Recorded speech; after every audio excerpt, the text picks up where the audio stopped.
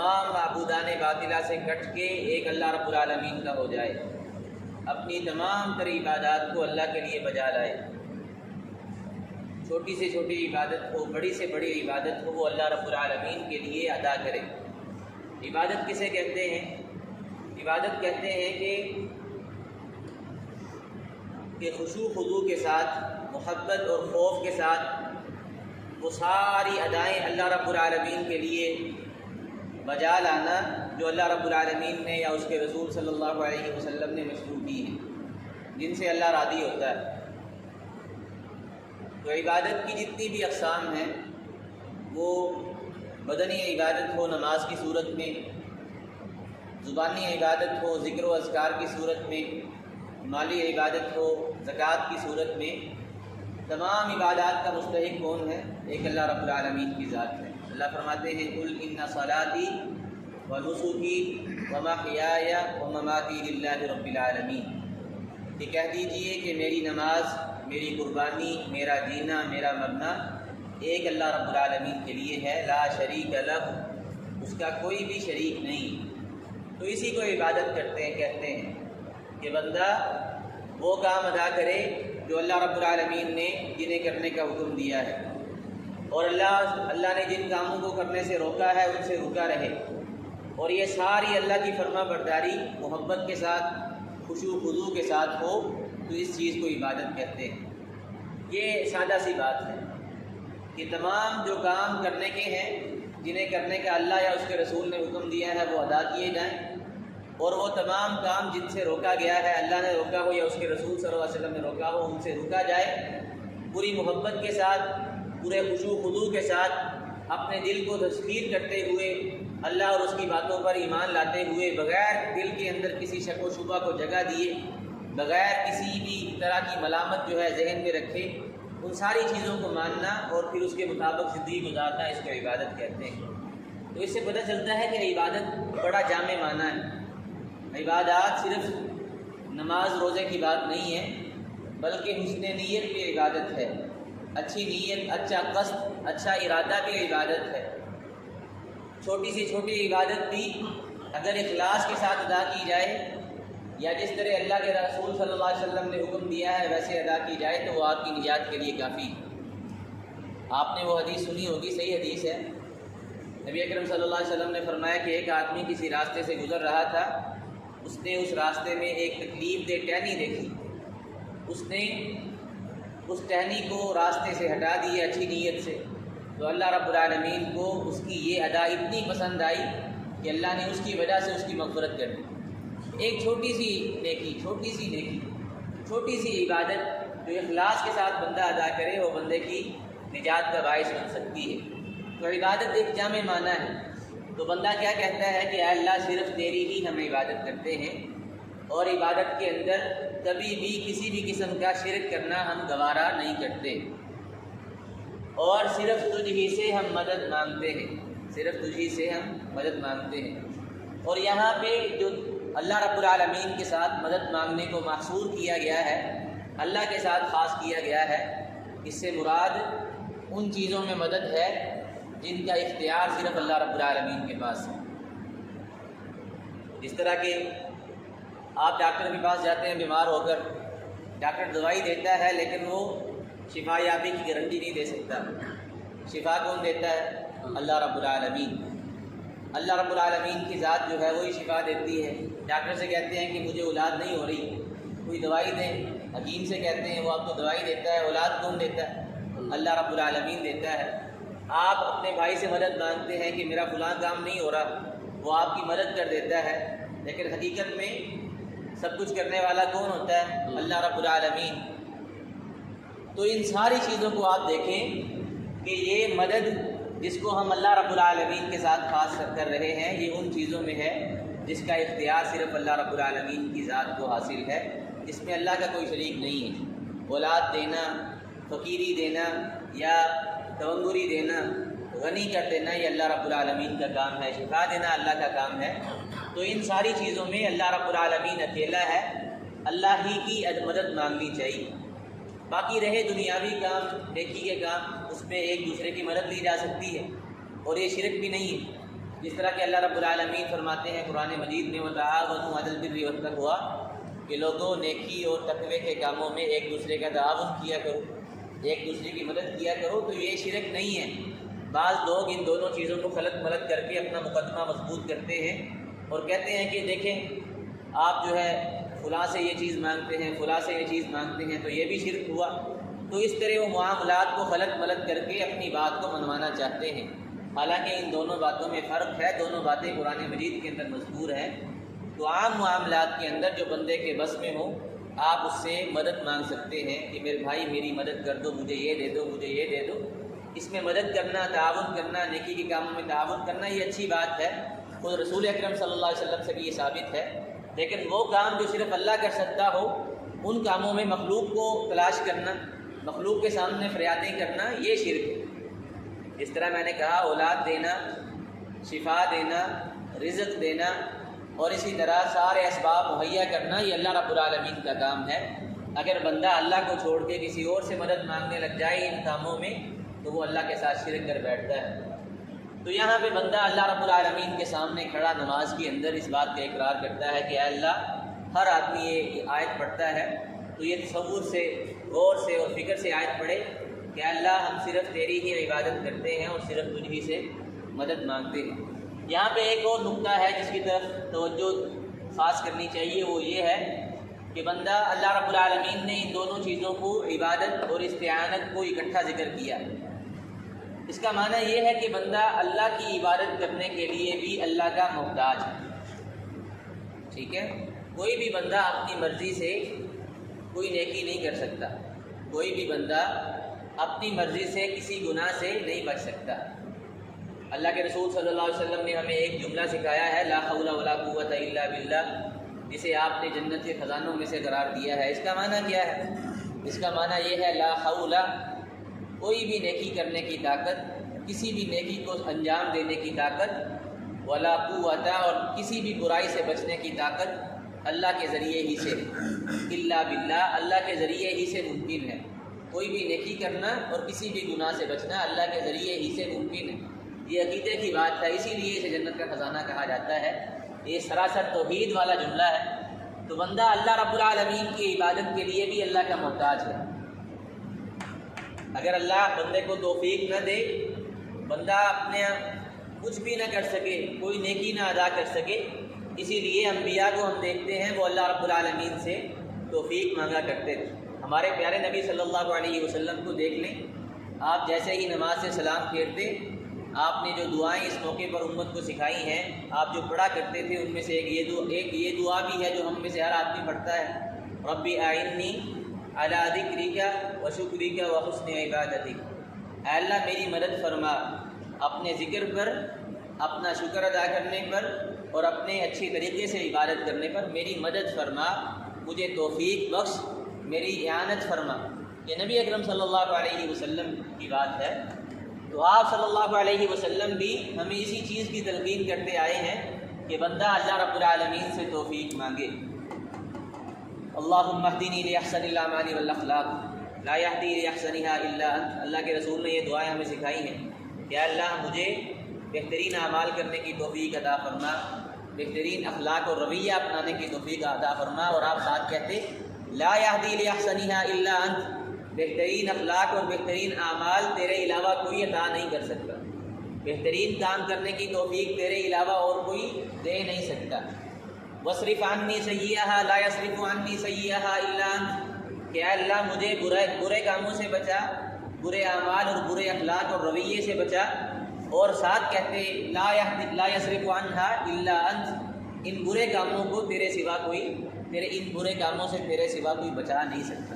تو یہ بندے کا اللہم لا مانع لما اعطیت ولا معطی لما منعت ولا ينفع ذا الجد منک الجد، یہ بھی اس کے بعد کی دعائیں ہیں نماز کے بعد، اس کے اندر بھی یہی معنی ہے کہ اللہ جسے تو عطا کر دے اس کو کوئی منع نہیں کر سکتا، جسے تو عطا نہ کرے اسے کوئی عطا نہیں کر سکتا۔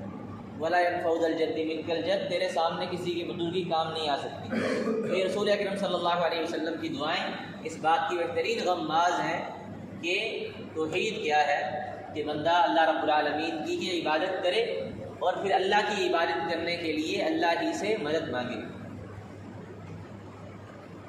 تو ہم نے کیسے پڑھا تھا کل حدیث قدسی کہ بندہ جب الحمدللہ رب العالمین کہتا ہے تو اللہ فرماتے ہیں میرے بندے نے میری تعریف بیان کی. جب کہتا ہے الرحمن الرحیم تو اللہ فرماتے ہیں کہ میرے بندے نے میری ثنا بیان کی. جب کہتا ہے مالک یوم الدین تو اللہ فرماتے ہیں کہ میرے بندے نے میری بزرگی بیان کی. پھر اللہ جب بندہ یہ کہتا ہے ایاک نعبد و ایاک نستعین کہ اللہ صرف تیری ہی ہم عبادت کرتے ہیں اور صرف تجھ ہی سے ہم مدد مانگتے ہیں، تو اللہ اس کے جواب میں پتہ کیا فرماتے ہیں؟ اللہ فرماتے ہیں کہ ہادی بینی و بین عبدی، کہ یہ میرے اور میرے بندے کے درمیان معاہدہ ہے. یہ میرے اور میرے بندے کے درمیان معاہدہ ہے.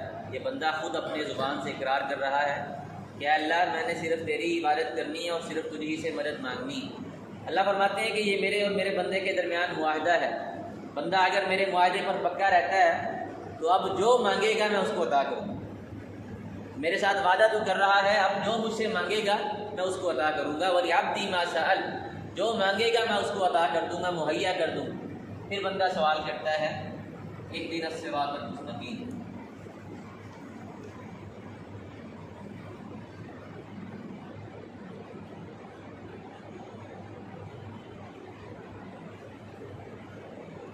اہدنا کا معنی ہوتا ہے ہدایت دے ہمیں. اہدنا ہدایت کا معنی ہم جانتے ہیں، رہنمائی، توفیق، دونوں اس کے معنی ہوتے ہیں. ہم اس کی مزید وضاحت کرتے ہیں. ہدایت دے ہمیں، الصراط کہتے ہیں راستے کو،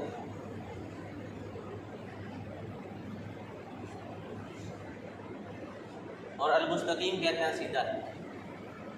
تو بالکل سیدھا ہو، اس کے اندر ٹیڑھ پن نہ ہو، کوئی موڑ یا کٹ نہ ہو، کوئی اس کے اندر ٹرن نہ ہو، اس کو سیدھا راستہ کو مستقیم کہتے ہیں. تو اس کا معنی ہوا اهدنا الصراط المستقیم. مستقیم، اے اللہ ہمیں ہدایت دے سیدھے راستے کی، یا کہتے ہیں اللہ ہمیں سیدھے راستے پر چلا، ہمیں ہدایت دے سیدھے راستے کی. تو اہدنا ہدایت کے جو دو معنی ہوتے ہیں قرآن مجید کے اندر دونوں معنی بیان ہوئے ہیں، اس لیے ہم دونوں معنوں کو بیان کریں گے. ایک معنی ہوتا ہے ارشاد کا، رہنمائی،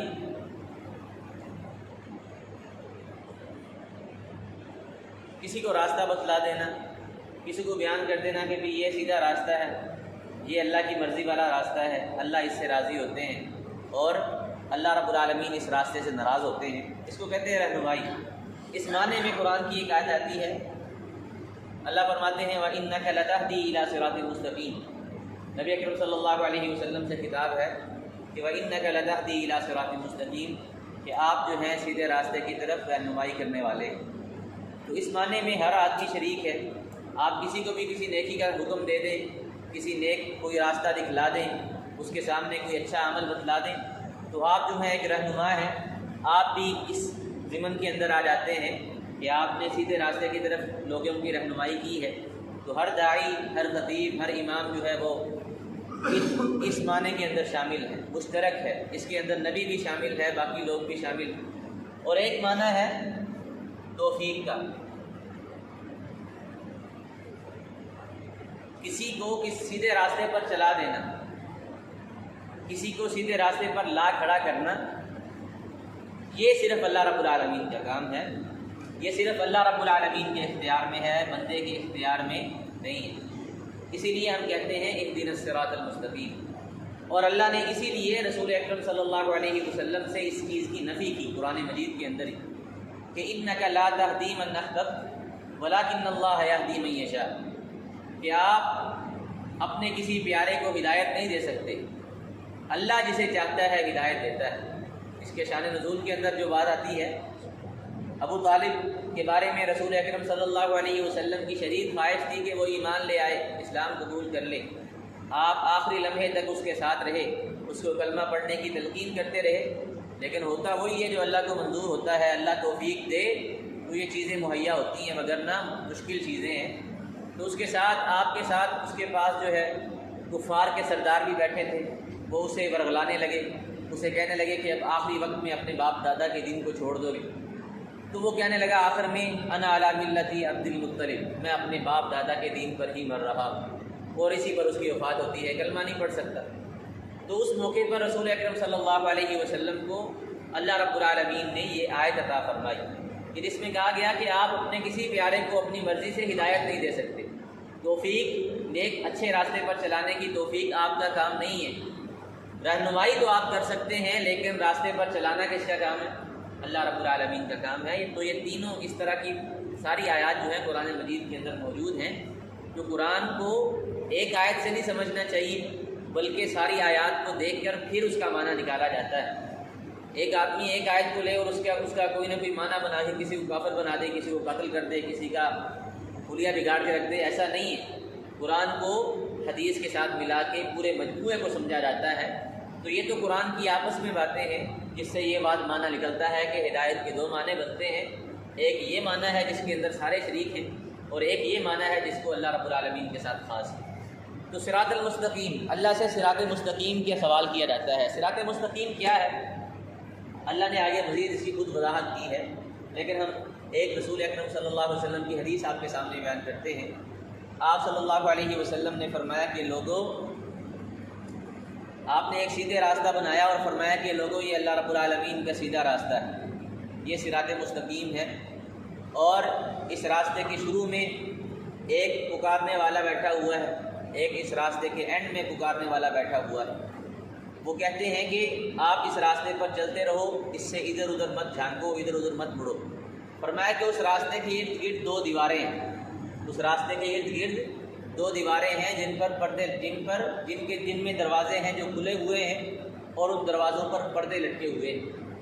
جب کوئی آدمی وہاں سے گزرتے ہوئے ادھر ادھر مڑنا چاہتا ہے، دروازے کا پردہ ہٹانا چاہتا ہے، تو جو آخر کے کنارے میں بیٹھا ہوا ہے اللہ کا بندہ بلانے والا، وہ پکارتا ہے کہ نہ بھائی اس کے اندر مت جھانکو وگرنہ اس میں داخل ہو جاؤ گے، گمراہ ہو جاؤ گے۔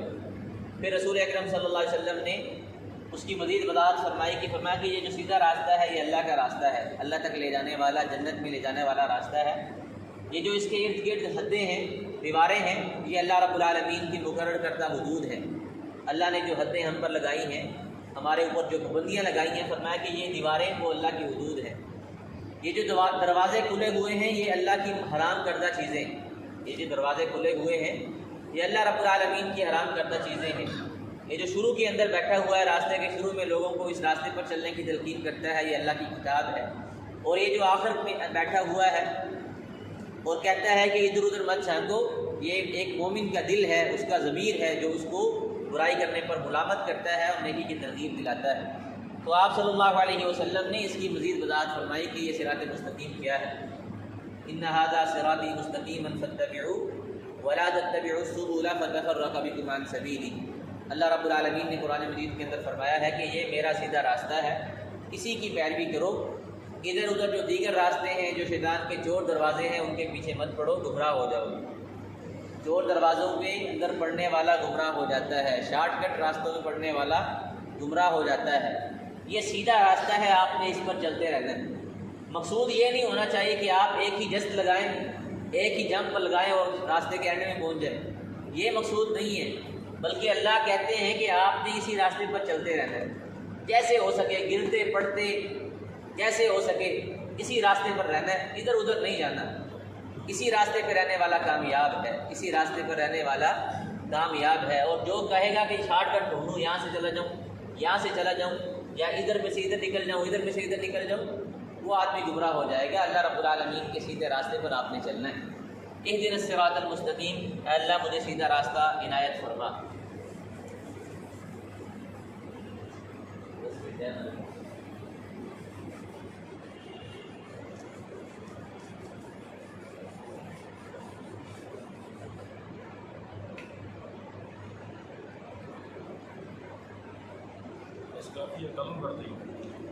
کیسے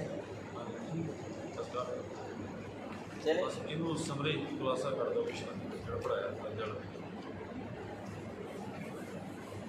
دوبارہ ہم اس کو دہرا لیتے ہیں۔ اعوذ باللہ من الشیطان الرجیم، میں پناہ مانگتا ہوں اللہ کی شیطان مردود سے۔ بسم اللہ الرحمن الرحیم، شروع اللہ کے نام سے جو بڑا مہربان نہایت رحم کرنے والا ہے۔ الحمدللہ رب العالمین، تمام تر تعریفات اللہ کے لیے ہیں جو تمام جہانوں کا پالنے والا ہے۔ الرحمن الرحیم، جو بڑا مہربان نہایت رحم کرنے والا ہے۔ मालिक यौमिद्दीन, जो बदले के दिन का मालिक है। इय्याका नअबुदु व इय्याका नस्तईन, अल्लाह हम सिर्फ तेरी ही इबादत करते हैं और सिर्फ तुझ ही से मदद मांगते हैं। अल्हम्दुलिल्लाह रब्बिल आलमीन के बारे में थोड़ी सी बात बयान करूँगा कि अल्हम्दुलिल्लाह एक मुकम्मल इबादत है। अल्हम्दुलिल्लाह एक मुकम्मल इबादत है। रसूल अकरम सल्लल्लाहु अलैहि वसल्लम ने फरमाया था अल्हम्दुलिल्लाह तमलउल मीज़ान, कि बंदा ज़ुबान से एक मरतबा इखलास के साथ अल्हम्दुलिल्लाह कह दे तो ये जो मीज़ान है जिसके अंदर आपका नामा अमाल तोला जाएगा, आप तोले जाएंगे, फरमाया कि ये उसको भर देता है, उसको भर देता है। व सुब्हानल्लाहि वल्हम्दुलिल्लाहि तमलआनी व तमलउ मा बैन अस्समाइ वल अर्द औ कमा क़ाल अलैहि सलातु वस्सलाम। तो ये एक मुकम्मल इबादत है, मुकम्मल इबादत है। तो ये कलमा जो है हमें कहना चाहिए। इस कलमे का तकरार आपकी ज़ुबान से कसरत से अदा होना चाहिए। ख़ास तौर पे अल्लाह रब्बुल आलमीन की नेमतों को दवाम बख्शने का एक बहुत बड़ा ज़रिया है कि बंदा हमेशा अपनी ज़ुबान से अल्लाह की तारीफ़ बयान करता रहे। लइन शकरतुम लअज़ीदन्नकुम, ये शुक्रिया का एक बेहतरीन कलमा है। अल्लाह फरमाते हैं कि जो बंदा मेरा शुक्र अदा करेगा मैं उसको मज़ीद अदा करूँगा। तो अल्हम्दुलिल्लाह हमेशा आपकी ज़ुबान पर होना चाहिए। हत्ता कि आप तंगी के अंदर भी हैं, तंग हालात हैं, आप मुश्किल के अंदर भी हैं, तब भी ये कलमा ज़ुबान से निकालते रहें। इंशाअल्लाह अल्लाह आपके लिए रास्ते आसान कर देगा। और ये बात भी याद रखिए कि क़यामत वाले दिन भी जन्नती जब जन्नत में दाखिल होंगे उनकी ज़ुबान से भी यही कलमा अदा होगा, व आखिरु दावाहुम अनिल हम्दुलिल्लाहि रब्बिल आलमीन। उनकी ज़ुबान से निकलने वाले जो कलिमात होंगे वो यही होंगे कि अल्लाह तमाम तारीफ़ात तेरे लिए हैं, तू जहानों का पालने वाला है। तो ये एक मुकम्मल दुआ है। दुआ यही होती है ना कि बंदा अल्लाह की तारीफ़ अदा करे, अल्लाह का शुक्रिया अदा करे। और इसी के ज़िमन के अंदर फिर दुआ होती है। किसी के ज़िमन में दुआ दो तरह की होती है।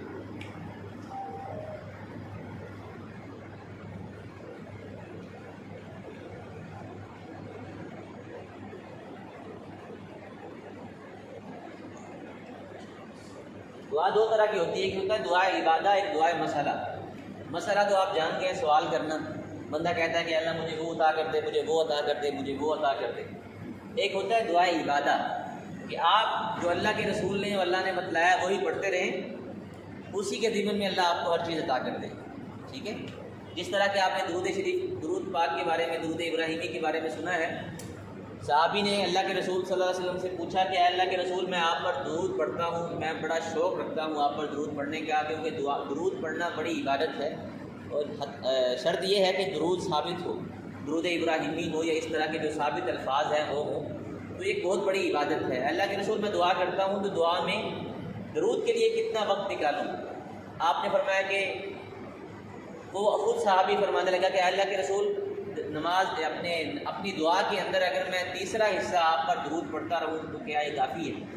आपने फरमाया कि बेहतर तो है, व इन ज़िदता फहुव खैरुल लक, अगर और ज़्यादा कर ले तो और तेरे लिए मज़ीद बेहतर होगा। तो कहने लगा अल्लाह के रसूल ऐसे करता हूँ कि आधी दुआ में आप पर दुरूद पढ़ता रहूँगा, आधी दुआ में मांगूँगा, दुआ मसला। आपने फरमाया कि नहीं, ये भी बेहतर है, लेकिन अगर दुरूद के लिए मज़ीद वक्त निकाले तो ये मज़ीद बेहतर होगा। हत्ता कि करते करते उसने कहा आखिर में कि अल्लाह के रसूल मैं सारी दुआ में आप पर दरूद ही पढ़ता रहूँगा। आपने फरमाया इज़न युक्फ़ा हम्मुक व युग़फ़र ज़म्बुक औ कमा क़ाल अलैहि सलातु वस्सलाम। आपने फरमाया कि अगर ऐसा करेगा तो तेरी सारी परेशानियाँ ख़त्म हो जाएंगी और तेरे सारे गुनाह माफ़ हो जाएंगे। तो यह है दुआ इबादत कि बंदा अल्लाह की तारीफ़ करता रहे, अल्लाह का शुक्रिया अदा करता रहे, अल्लाह के रसूल सल्लल्लाहु अलैहि वसल्लम पर दरूद पढ़ता रहे। तो अल्लाह रब्बुल आलमीन अपनी तरफ से, अल्लाह ज़्यादा जानता है कि आपके हक़ में बेहतर क्या है, अल्लाह आपके लिए वो सारी चीज़ें आसान कर देगी। एक होती है दुआए मसला, आप कहें कि अल्लाह मैं बीमार हूँ, मुझे शिफा अता फरमा, मेरे पास पैसे नहीं है, वो अता फरमा। तो ये भी दोनों सूरतें जायज़ हैं, दोनों को इबादत कहा जाता है। तो दुआए अल्हम्दुलिल्लाह के अंदर क्या दुआ है? दुआए इबादत है। अल्लाह रब्बुल आलमीन से मांगना चाहिए। अल्लाह रब्बुल आलमीन हमें अमल करने की तौफीक दे। हम नमाज़ पढ़ें तो इसे सोच कर, इस तरह इस अंदाज़ को अपनाते हुए, अल्लाह रब्बुल आलमीन के जवाबात को ज़हन में रखते हुए हम नमाज़ पढ़ें, ताकि अल्लाह रब्बुल आलमीन हमारी इबादत के अंदर असर पैदा फरमाए। मसला ले गया हमज़ा अली हमज़ा मसला सवाल ले रहे हैं। اپنے کی جواب دیں گے رب عینی اللہ کا اور شکر کا اس کی روایت میں دی ہے